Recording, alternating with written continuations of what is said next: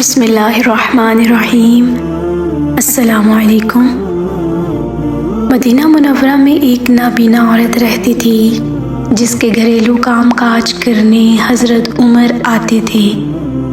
چند دن بعد حضرت عمر کو معلوم ہوا کہ ان سے پہلے کوئی اور آ کر عورت کے گھر کے تمام کام کر جاتا ہے۔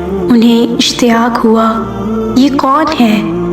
ایک شب وہ چھپ کر بیٹھ گئے۔ یہ دیکھ کر ان کی حیرت کی انتہا نہ رہی۔ یہ تو حضرت ابوبکر صدیق رضی اللہ تعالی ہیں کہ خلیفہ ہونے کے باوجود وہ نابینا عورت کے گھریلو کام کاج کر جاتے ہیں۔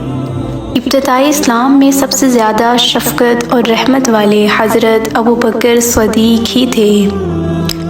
آپ ایک دیانتدار تاجر اور کپڑوں کا کاروبار کرتے تھے۔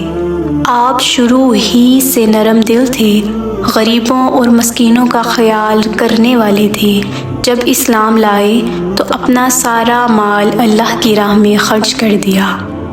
حضرت ابوبکر صدیق ایسے خاندان کی مدد کرتے تھے جو معاشی لحاظ سے غریب اور نادار ہوں۔ بے سہارا لوگوں کی دیکھ بھال کرتے تھے۔ حضرت ابوبکر نہایت جلیل القدر خلیفہ تھے، لیکن غریبوں اور ضرورت مند لوگوں کا معمولی کام کرنے میں بھی انہیں دریغ نہ تھا۔ وہ نہایت خاموشی سے ایسے کام کرنے میں مسرت محسوس کرتے تھے۔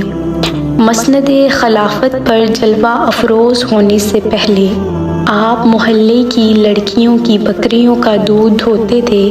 خلیفہ ہونے کے بعد ایک بھولی بھالی لڑکی کو فکر لاحق ہوئی کہ اب حضرت ابوبکر خلیفہ بن گئے ہیں، ہماری بکریوں کا دودھ کون دھوئے گا؟